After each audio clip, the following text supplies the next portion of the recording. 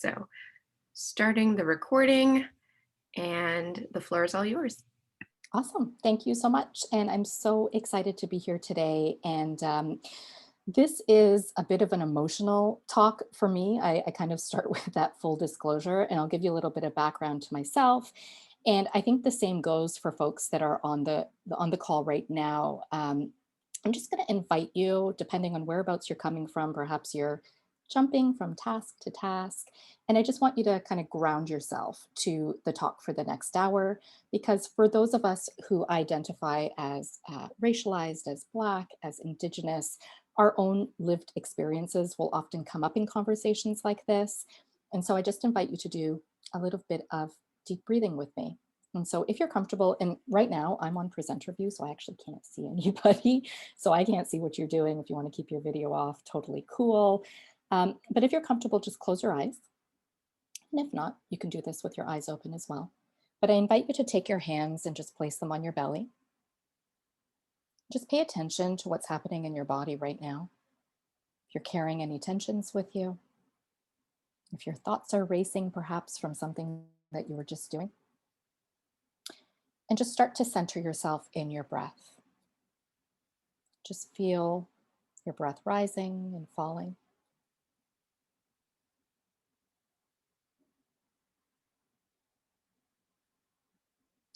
And one technique that I like to do to kind of ground myself is called the 4-7-8. And so it's where you inhale for 4, hold for 7, and release for 8. And I'm going to leave you for just a few breaths to do the 4-7-8. And I'm going to go ahead and do it with you as well.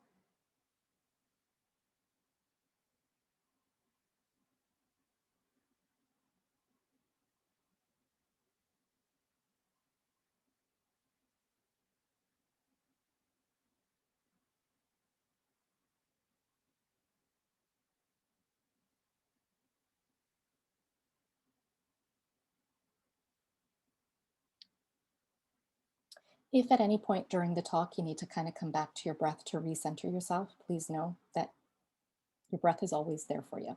And if anything comes up for you that, you're just not in the position to kind of listen to and take in, you know that you've got the right to take a break anytime you need to.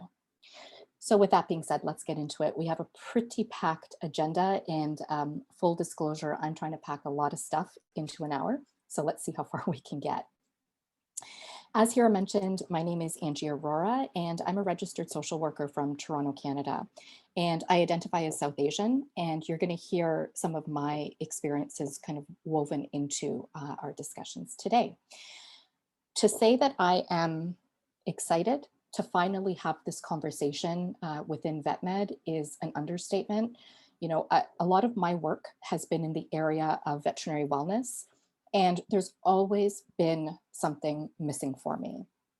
And that something missing is the connection of well-being to issues of oppression. And I don't know about you, but the mainstream wellness industry doesn't factor in our lived realities. And that's kind of the framework and the context that I want to bring to today's conversation. And this is, I think, one of the best quotes that can explain the connection between self-care, wellness, and social justice. And perhaps you've seen this quote before by Audre Lorde. Caring for myself is not self-indulgence, it's self-preservation, and that is an act of political warfare. I'm going to spend a few minutes talking about some of the deep-rooted origins of the self-care movement, which many people don't know to actually be rested in the civil rights movement. And again, it's kind of that erasure of the work that racialized communities have done. And instead, we kind of see this Western Eurocentric model of wellness that does not pay attention to its roots. And so that's what I'm going to kind of try to keep bringing us back to, is the roots. And so just really briefly, the reason that I wanted to talk a little bit about my journey is it situates me to this work.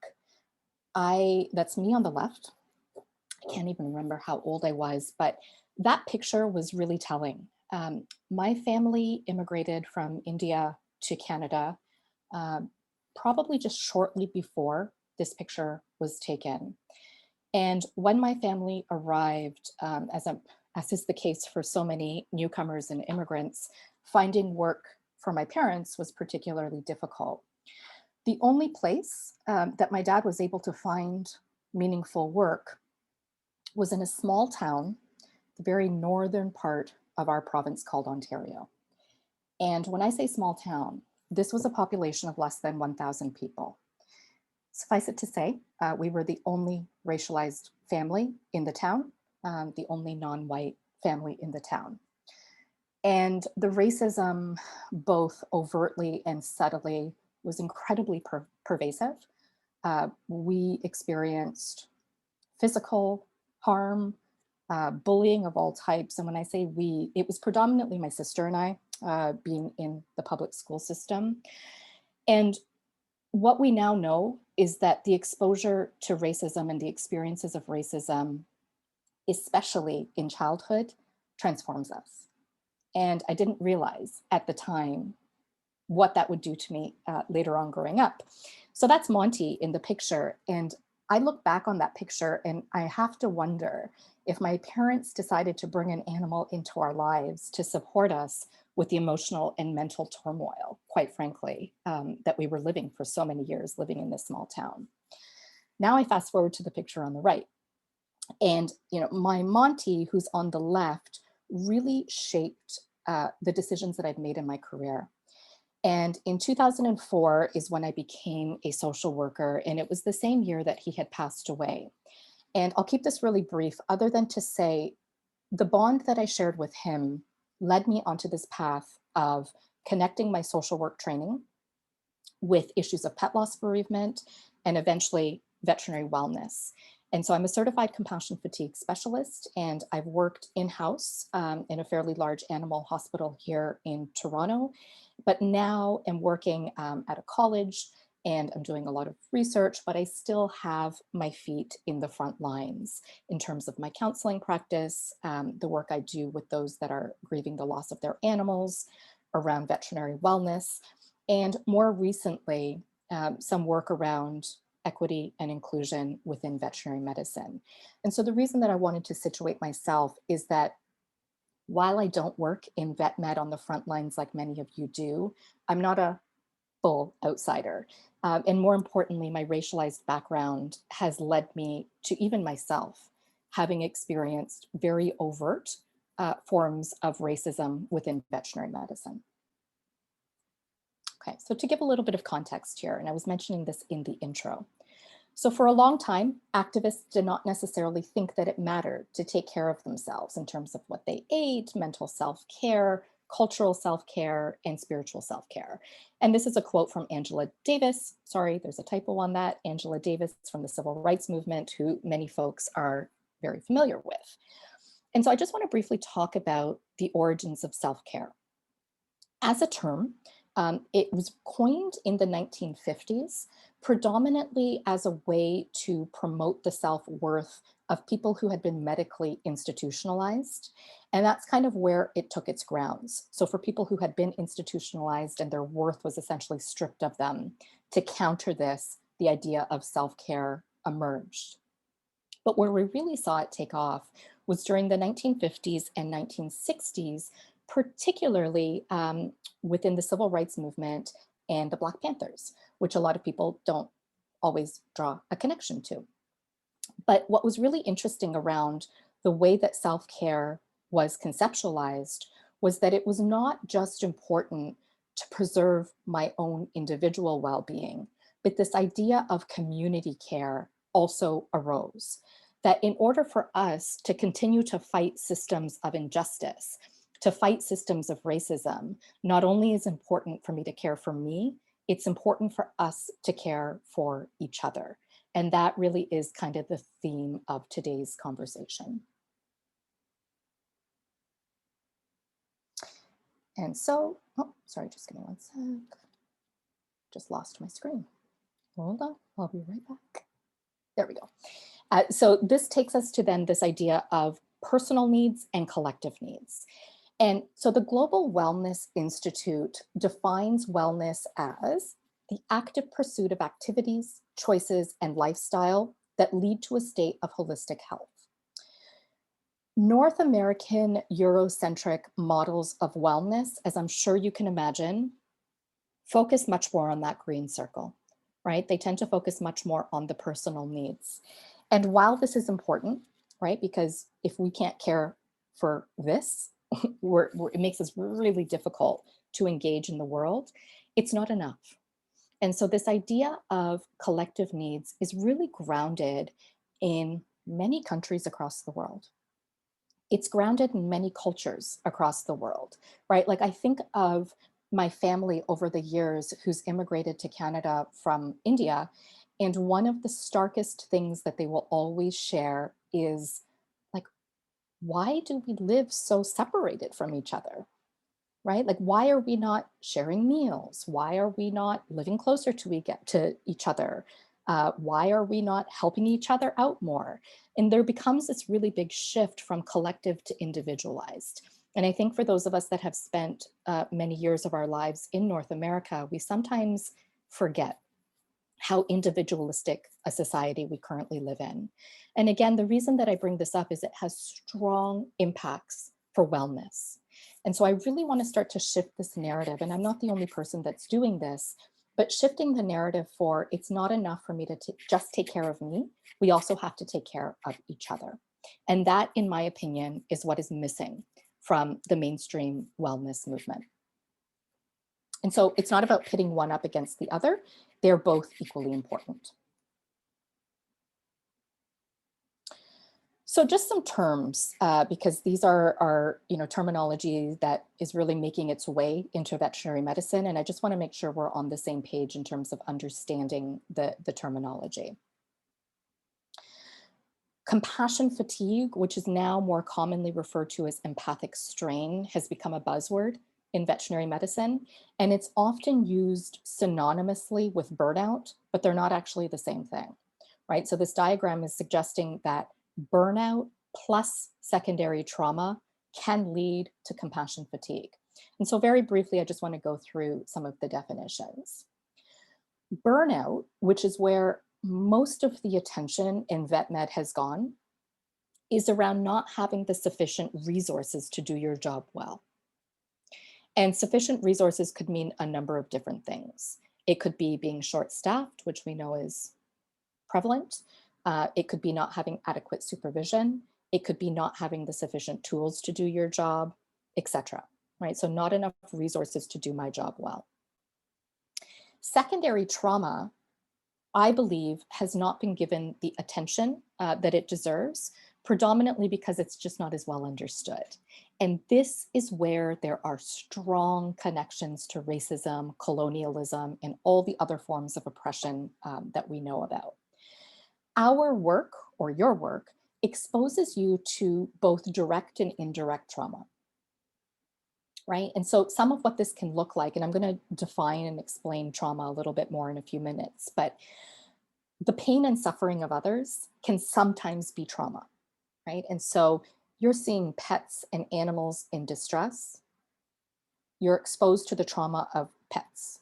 You're also exposed to the trauma and pain of the clients of, who you're supporting, right? And you've kind of got that double whammy where you're attending to the needs of two different layers, which is very different from human medicine. And that piece can get quite complex. And so with secondary trauma, it can start to begin to shift the way in which we view the world. And that's really kind of one of the telltale signs of secondary trauma is my worldview starts to shift, right? And I remember this even for myself when I was working in hospital as a veterinary social worker, that the level of exposure to death was something that I had never experienced before. And I used to come home every night at the beginning and like just wonder if I'd find my pets dead, right? It's not a quote unquote rational thought, but this is the impact of secondary trauma. And so all of that, the burnout plus the secondary trauma, can lead to compassion fatigue. If we have our own direct form of trauma, we're even much more susceptible to compassion fatigue or empathic strain. I could go on this, but I think that context is important.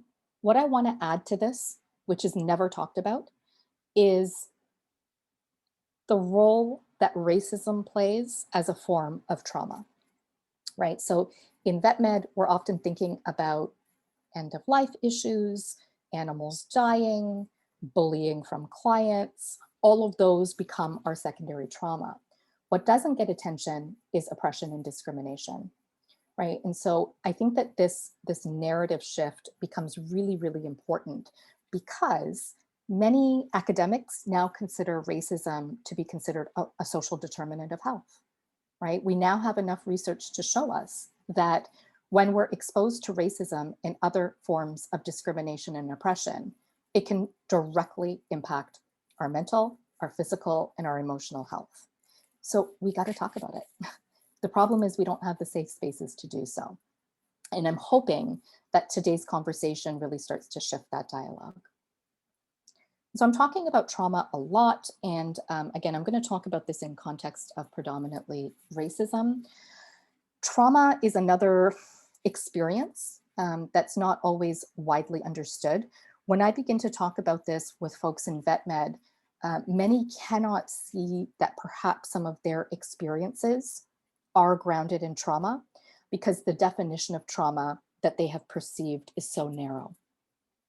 Right. So what I've heard this actually about 3 times in the last month.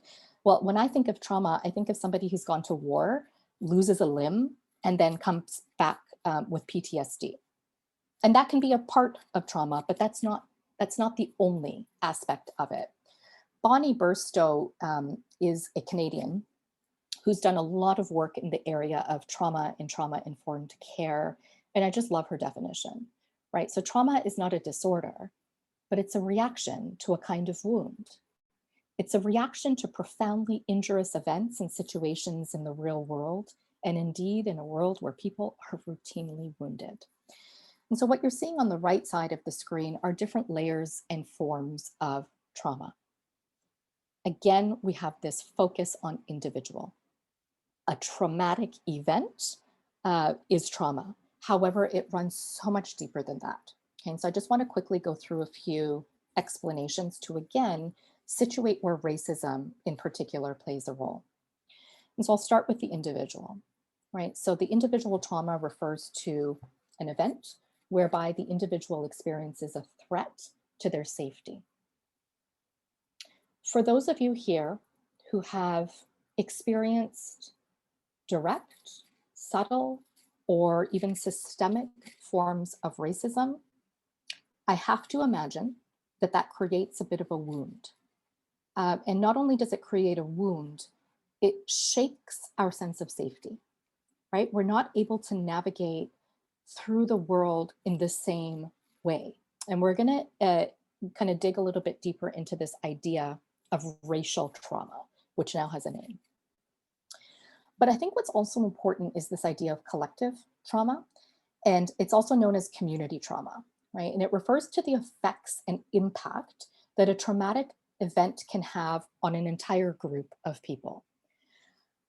This is incredibly prevalent, especially with increased media attention, of filming, of very overt forms of racism that we have all bared witness to over the last couple of years. And this is not to suggest that this wasn't happening before, but there has been a bit of a collective shift in the way we're understanding and talking about this, right? So if we think back to a couple of years ago, even longer, up until now, of some of the really, really violent murders that we have seen of Black folks, that's an example of collective trauma, right? Having to bear witness to that over and over and over again is difficult, but the collective trauma becomes much more prevalent for people who identify in that same social group, right? And if we think more recently about the anti-Asian violence that has also garnered much more attention, that is a form of collective trauma for anybody who identifies as Asian. Historical trauma refers more to the cumulative wounding over time for a particular group. And the example that I'll often share here is, again, I'm using a Canadian lens, but what has happened to Indigenous communities in Canada, right? For many, many decades upon decades, but really some clear examples around the residential schools, what we now know as the 60s scoop here in Canada, where children were forcibly removed from their homes. The impacts of historical trauma don't just disappear, especially when the oppression continues for the groups, right? And we actually have some research to suggest that trauma travels through generations in terms of our actual genetic makeup, right? And that's really powerful, that if those wounds are not healed, we continue to pass that down when you start to add on layers of continued oppression and discrimination. And then finally, insidious trauma refers to the heightened vigilance that people experience when they belong to a racialized group or other marginalized group. It's that heightened vigilance that I'm going to talk about because you're always on guard, right? Depending on what space you're going into. Is it safe for me to drive my car? Is it safe for me to walk down the street? Is it safe for me to bring up my experiences of racism within my practice? Right? That's all examples of insidious trauma that we don't tend to talk about. And all of this can really start to take a toll on our well-being. So this idea that systems contribute to compassion fatigue, I think it's pretty well understood. But again, the discussions that are happening in veterinary medicine around how systems contribute to compassion fatigue very rarely, if ever, factor in discussions around oppression. And so, the one piece that comes up for me, and I don't know about you, but it kind of gets a little under my skin sometimes when I hear people talking about the importance of addressing implicit bias or unconscious bias as a solution to oppression within veterinary medicine. It's one small component of the solution. And why that gets under my skin is that systemic oppression has much more to do with the policies and practices that allow for racism and other forms of oppression to occur, right? We're never really going to get at this until we look at the root causes. And so while it's important to understand your unconscious bias, we cannot stop there, right? And I think that we're starting to see a bit of a shift within veterinary medicine as it pertains to trying to dig a little bit deeper to the root causes, which I think is promising.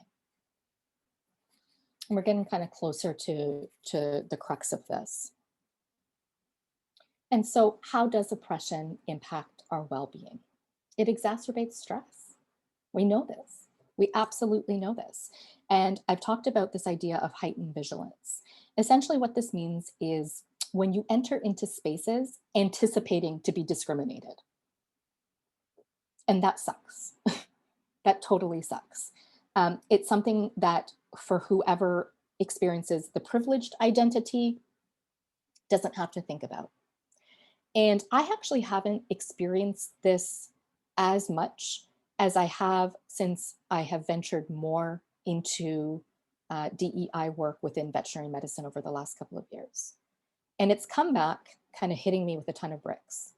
I have been quite naively shocked by some of the things that I've heard. And I know that you have probably heard some of them too. I've had entire cultural groups of veterinarians be stereotyped as being patriarchal, as being XYZ. And there's been a couple of times where I've heard people make comments about South Asian veterinarians, and it's almost like they look at me and don't think I'm South Asian and don't understand the harm that it causes. What becomes really difficult here with heightened vigilance is it affects how I navigate my day. And I'm not talking about just me, I'm talking about anybody on this call who identifies as racialized or Indigenous or of any marginalized community. To be on heightened guard, essentially what this means is your stress response has been triggered, right? And that's where we start to feel our heart rate go up. Perhaps we go flush in the face. We feel tension in our body. Our adrenaline is racing. Our cortisol is racing, right? Like we are on guard. And it's unless you're mindful about it, you can stay in that heightened state. And so, what I want to talk about today is how do we complete that stress response, particularly as we're doing DEI work? Because if we stay in this state of heightened vigilance, we're the ones suffering. Because what this starts to do is it contributes to cumulative and chronic stress, right? And so, again, these are the conversations that are not happening that I want to just raise our awareness on. We learn to become silent about our needs, right? Especially, and I've seen this with a few people who I actually see on the call today that, are so devoted to advancing systemic change within veterinary medicine at the expense of our own needs. And we will crash and burn if we cannot find ways to sustain ourselves. The problem here is that for those who have not lived and breathed racism or colonialism, they'll never understand the emotional labor that you carry in doing the work that you do. And so, because you're not going to be understood, you don't say anything. And, as we get further through the conversation today, this idea of collective care, of community care, becomes so important to ensure that we're not losing the spark and we're not losing the amazing work and people that are trying to make a change. The other piece that I'll just mention here is that an intersectional analysis is required when we're understanding stress. Because if we understand that racism is a social determinant of health, what subsequent research studies have shown are two major stressors impacting pretty much most people is money and your job. And the way that those two things are going to stress you out depend a lot on your social identity, right? We know that there are incredible disparities around poverty rates for Black, racialized, and Indigenous communities. And so when we're looking at how money and work can impact us, we cannot exclude racism and colonialism from the discussion. So this all leads us to this idea of racial trauma. It's essentially the ongoing result of individual and societal racism. Okay. And so again, kind of coming back to those definitions of trauma, even simply witnessing people from your own racial community experience trauma will impact you, right? We've got to find the ways to release and to care for each other. Many folks have talked about just living on edge, right? Even just in terms of their own actual safety.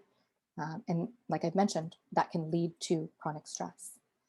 And so I want to tie this back a little bit to, the wellness strategies that we're so often encouraged to think about. I've mentioned this a couple of times, but the North American wellness industry is quite individualistic, and that serves a purpose. Don't get me wrong. Again, I have to be able to care for me. But I think one of the pieces that needs to be unpacked is how wellness strategies have been culturally appropriated. So cultural appropriation refers more to the unacknowledged or inappropriate adoption of customs or rituals of a culture that you do not belong to. And if I was to open the floor right now, I have no idea, I have no doubt that many of you would be able to shout out some of those examples. And I'll just share with you a couple. Yoga, right? Yoga has its roots in northern India from well over 5,000 years ago. And the way that it has been appropriated has led to some people from South Asian communities to just feel really icky going to mainstream yoga classes, myself included. I can't do it. I can't do it. It's too triggering for me. I'll go and I'll hear, incorrect pronunciations of words like namaste. I'll hear that same word, which simply has come to be known as a greeting to mean hello, to now be taken on, it's now kind of taken on this whole spiritual meaning that has been created by the Western world, like my divine self meets your divine self. That's not what it means in its basic origins, at least from my knowledge. And I talked to my parents about this too, and they're like, that's not what it means, right? We say it when we're greeting somebody out of respect. You hear the chanting of the word Om with no context. So this is what I mean by the cultural appropriation. The other area in which we've seen really high levels of cultural appropriation would be spiritual practices from Indigenous communities, right? For example, sweat lodges and smudging, and using them without invitation from community, and using them in ways that are probably not accurate, and are using them without Indigenous people being present. Another example would be, so many practices that come from the Eastern world around Tai Chi, around Buddhism, right? And how, for example, breath work has lost its original meaning over time. Meditation has become this convoluted, the explanations of meditation have lost its roots.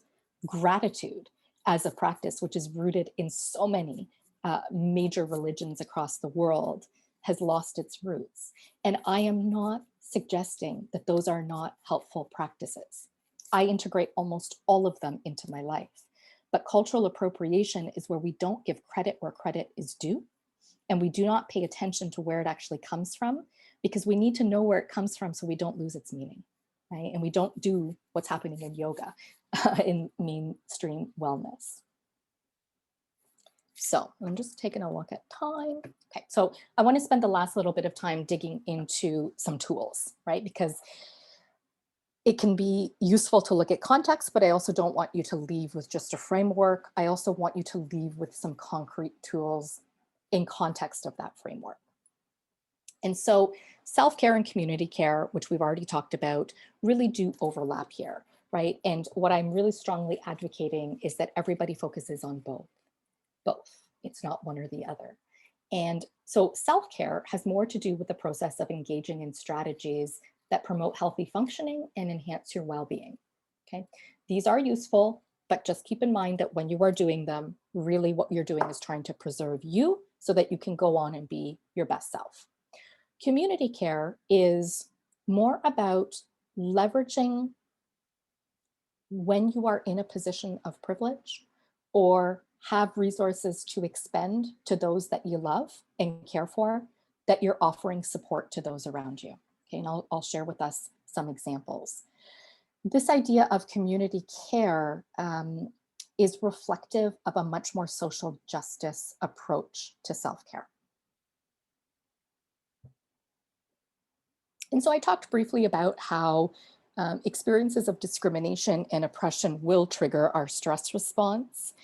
What we don't often pay attention to is that our emotions biologically have, or physiologically, I should say, have a beginning, middle, and end.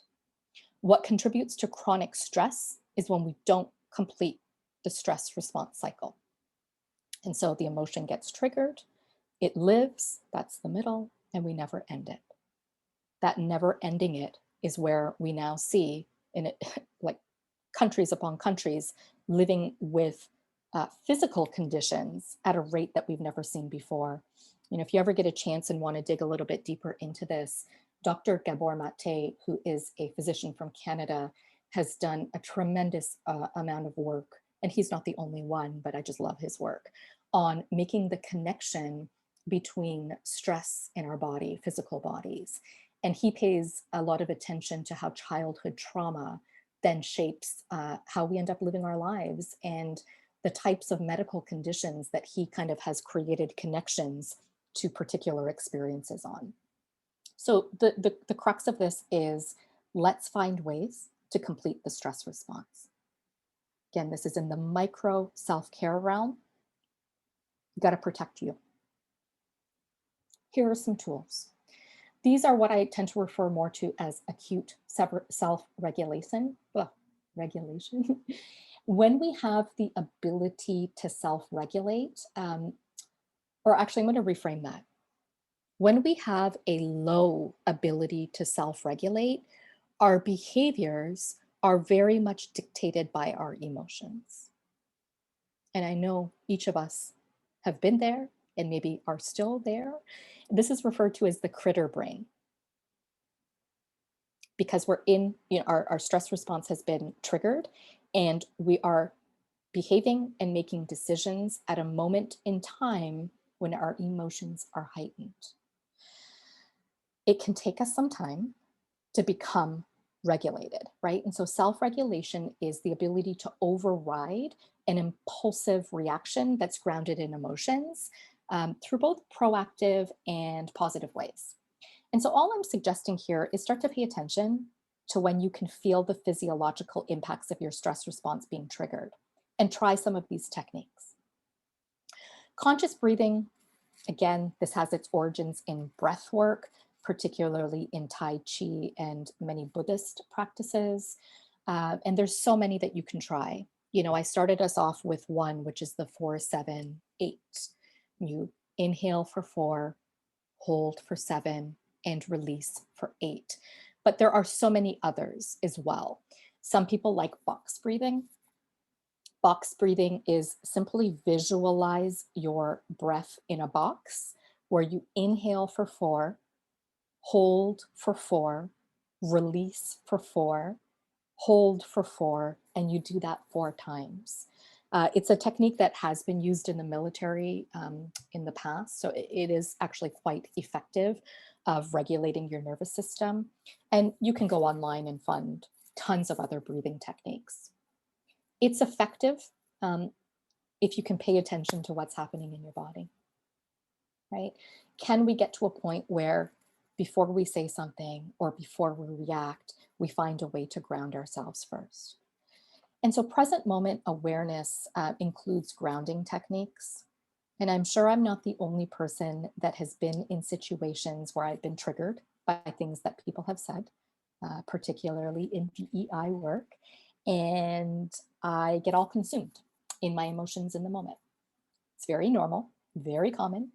Present moment awareness is really just around bringing yourself back into the here and now to remind yourself that you're safe where you are. Okay, and again, this can look like a number of different things for people.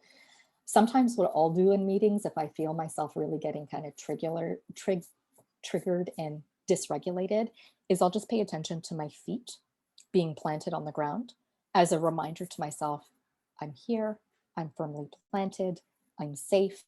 Let me, bring in some of my deep breathing techniques before I move on to say something, right? Because if I say it out of my emotion, I'm probably not going to be effective in my messaging. Muscle relaxation, I find, works when you notice that you're holding a lot of physical tension in your body after you've been triggered. This comes up for me a lot if I've been triggered and I'm angry, which in this kind of work is very common. And so sometimes, you can do something like just clenching the fist really, really, really tight if no one can see you, holding it for 5 seconds and then releasing it. And, if you want to dive deeper into this, you can go online and find tons of muscle relaxation meditations that will allow you to kind of release the tension from your body. But what I'm talking about is in the moment, right? When you've been triggered in the moment. And these are helpful techniques even in your personal relationships, right? So if you end up in conflict with a partner or your child has made you upset, etc. The energy bubble can be a little bit more challenging for people to use, but I find that those who are good at visualizing tend to um, tap into this one a little bit easier. And you can do this in a few different ways. But if you're in the moment where your stress response has been triggered, and you want to find a way to regulate, imagine a couple of things. You can imagine that you're literally in this invisible bubble and that anything anyone's saying to you is just bouncing off the bubble. I use a shield, especially if I've been triggered and now I'm in fight mode. And so I just imagine and I give it my own color. And I put this shield around me. I use this a lot with my partner. And when I'm like, okay, this is not the time for me to say anything, I put on that invisible shield and I just let things bounce off of me. until I can regulate and then re-engage into the conversation. Self-soothing is also quite important. And this can again also look a number of different ways, but it's really about finding ways to comfort yourself. And it could be something like, your hand over your heart. It's amazing how soothing this can feel when you're stressed out. Holding your own hand, right? It's like you're kind of finding ways to comfort yourself. Two hands on your belly. You'll notice that I asked you to do that when we did the intro breathing exercise. This is why weighted blankets are becoming so popular, because it's actually a form of self-soothing. So I'm also mindful of time, and I'm not going to spend as much time on this other than to give you some gentle reminders. I've talked about acute self-regulation, how do I kind of ground myself in the moment? These are some examples of releasing, right? So how do we focus on completing the stress response? Not all of these will complete the stress response. Some of these are more deeper health promotion tools. But for example, micro exercises. This can be a good one if you tend to be a bit more physical. But if you're like, let's say your stress response has been triggered and you can feel it still sitting in your body, go do 20 squats, right? Nobody's saying you got to do a 30-minute workout, but something to release it. Pretend like you're boxing for a minute. And I've had clients share with me, like, I'm just pretending that I'm punching at the person who's harmed me. You're not actually punching at them, but you're kind of visualizing it as a way to release. My partner does this one all the time. He'll just talk out loud to the person that has upset him. And he says, like, after he does it, he just feels this intense release and he's able to re-engage with what he's doing. Laughter and crying. I should put crying on this one because laughter and crying are considered two of the best ways of completing the stress response cycle. Again, right, we're looking for literally a release. You probably know the ones that work for you. And this is just a gentle reminder to keep tapping into them, right? So again, I kind of come back to the big picture here. We cannot continue to do this really, really important work if we're not caring for us. And finally, as it relates to the individual self-care, I'm going to encourage you to really focus on your energy spend, especially for those of you who are doing a lot of DEI work in veterinary medicine right now. Pay attention to what energy you're starting your day with and what factors are depleting that energy throughout the day, and making sure that you're doing things to replenish that energy as well. But boundaries become really important, and it's something that those working in this industry often have a really hard time doing. I'd be happy to chat with folks at another time if you wanted to kind of delve deeper into boundaries, because that could take like a 2-hour conversation in and of itself. But for now, perhaps start to pay attention to what you're having a hard time saying no to. We all have the ability to say no, but we're choosing to say no. Or we're choosing to not say no. Pay attention to what you're not saying no to that you wish you could, and start to look for the deeper meaning behind that. Okay? And if you are looking for ways to improve your ability to establish boundaries, I'd really encourage folks to look up this idea of empathic assertions. So empathic assertions are ways of setting up boundaries to ensure that my needs are being met while not ostracizing the person who I'm speaking with. And then finally, the very last part of our conversation before we leave a bit of time for discussion is this idea of community care. Right? So if we're truly committed to ending oppression and violence, then we must be committed to each other. Right? We must live out the simple truth that we need each other, and we need each other to do this work. And I absolutely love the saying on the right that trauma isolates, but connection heals. And I really wanted to leave a bit more on a positive note, that there are micro and macro aspects of community care. And when you find yourself in a position where you have energy to spend on another person, perhaps it's an area in which you hold privilege, for example, this is how we reach out to others who we know have been affected to provide them some direct support. While direct support can mean being a listening ear, what we tend to hear more from people is this idea of collective care has more to do with bring me something to eat, like bring me a meal. If you're already cooking for your family, add a little bit more and drop it off, because that's what many people do around the world. If you know I'm struggling, offer to take care of my kids for a couple of hours so I can have 2 hours to myself to think clearly. The checking in on people is huge, right? We don't do enough of it, but checking in on people that we know have been triggered and are affected by collective trauma. That's an example of collective care. Creating a self-care toolkit for someone. My friends actually did this for me a couple of months ago when I felt like I was really starting to burn out. And they just dropped me a basket off of my favorite goodies because they knew that it was going to make me feel good. And that's an example of community care, right? How do we look out for each other? I'm going to add that this also plays into the DEI work that many folks are doing around this room and beyond. Make sure that we're creating spaces so that we can count on each other to do debriefing and to talk through some of the pain that can happen in trying to create systemic change. It's not always just about the tasks and the work. We cannot ignore the emotional labor that comes alongside it. And so to me, community care is also making spaces for that. And then finally, we cannot get into the depths of this today, but macro community care is around allyship. And so if I belong to a particular group that holds privilege, it kind of becomes my responsibility to do things to impact change without stepping on or assuming I know what the community needs, right? So maybe part of this is I'm going to use my voice and my platform to raise issues about a particular social justice cause, so that I'm kind of doing my part to raise awareness and using my privilege in an impactful way. And if you're interested, this is a resource that was created locally here in Toronto, Canada, and it's called Caring for Yourself is a Radical Act.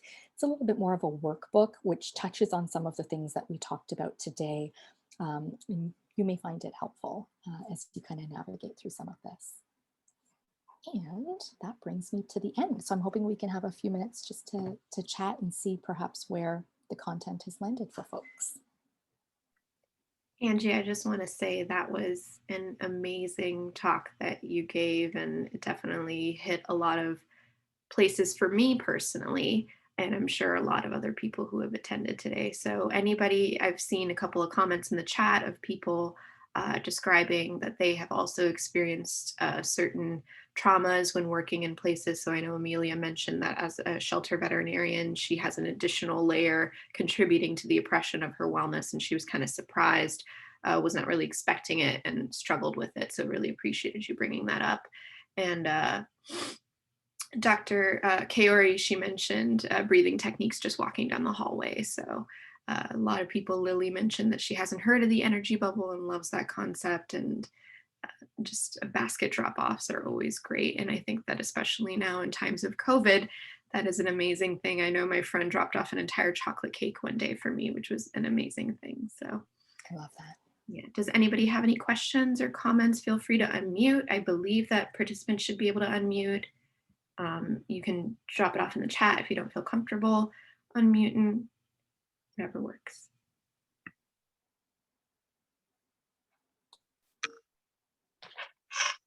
I have a question about yoga. So I'm a certified yoga instructor, and I do classes for the vet school here at UGA. And we've definitely been having conversations at the studio that I got trained through about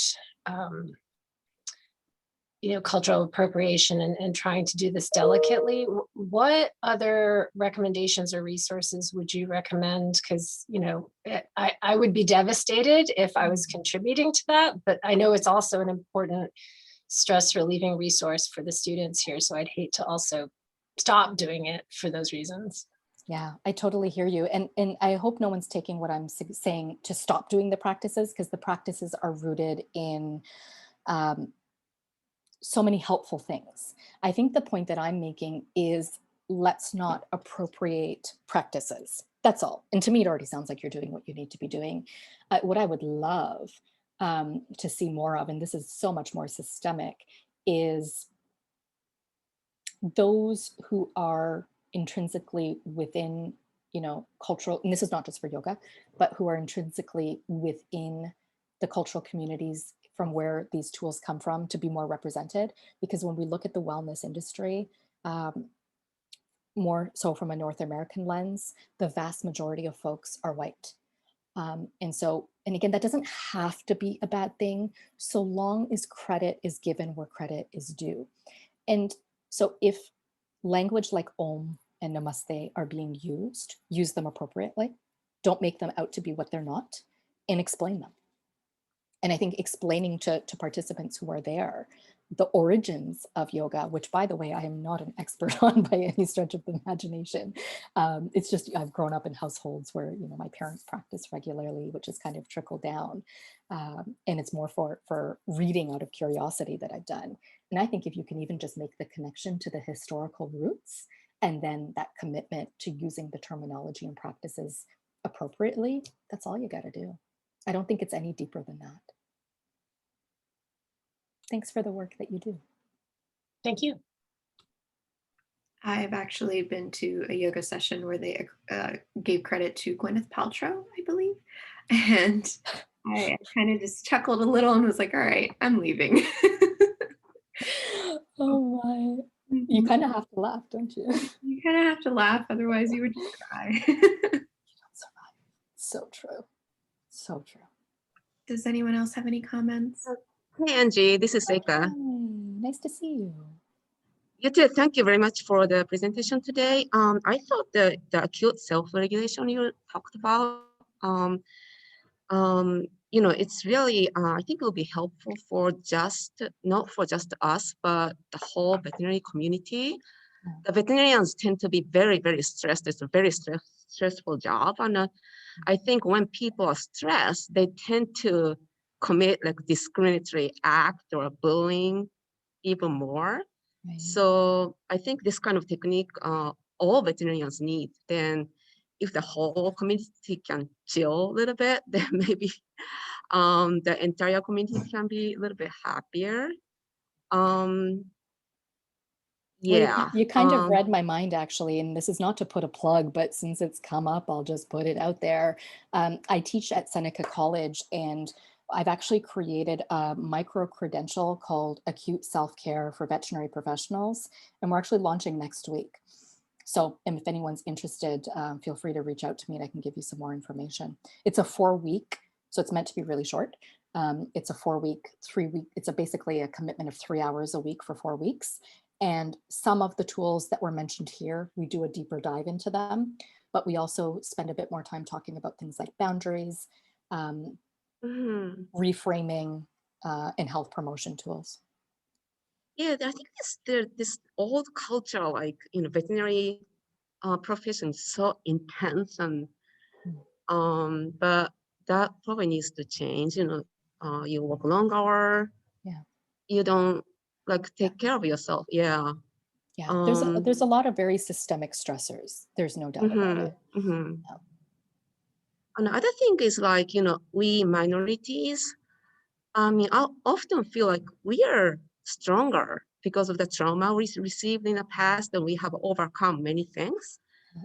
And because we are stronger, we can even help other veterinarians, regardless, majority, minority, especially through DEI work. I really believe that we can make the whole, so the collectiveness that we are talking about today. Yeah, I believe that we can make change for the whole veterinary profession. I think what you're raising is an important point that I did not talk about, which needs to be said, and perhaps this is a really nice way to end, is, I talked about everything that was wrong, but what's right is that resilience, right? And the teachings from our backgrounds and our heritage and the strength that comes from having survived trauma becomes an important part of our fabric too. And I appreciate you bringing that up, because that's equally important than just focusing on what's wrong. Yeah, we still need to support ourselves. It's hard sometimes, but yeah. Yeah, thank you. Thank you. Oh, thank you for sharing the link in the chat. I see it there. Yeah, we have about 10 spots left if anybody is interested in registering. I'll gather the information as well and share it on our social media pages. So far, I've distributed it amongst colleagues, but of course, you guys are all my colleagues too. So wanted to wait for this talk. Any other comments or questions? Angie's information, contact information was at the end of that presentation, but I can always, Angie, if you want to share it in the chat, Yeah. that way people can contact you. And this has just been a wonderful, lunchtime session, I feel like, and it's really impactful and something that I'm probably going to rewatch just for funsies. And this has been amazing. And I know Angie has been wanting to collaborate with AABMP since we established. So I'm so happy that it finally happened. Me too. Thank you for creating the space to do it. Yeah. And thank you for creating just such a nice, calm, safe space for all of us. So we've got lots of comments in the chat. Unfortunately, we're winding down to the end of the hour. But again, really appreciate you guys. This will be recorded. Thank you all for joining, and Angie for your insight and your expertise. Thank you so much for sharing that. We'll be sharing this to our YouTube page and posting the link to our Instagram bio. And if you guys are not on Instagram, you can always send us an email at asiansinvetmed@gmail.com and we can send you the link that way. Thank you all so much again. And I'm going to stop the recording now. If anybody wants to, email Angie or email us about anything and just share your experiences, we're always open to hearing that from all of you. So thank you again so much. And I hope everybody has a good rest of their day. Bye, everyone.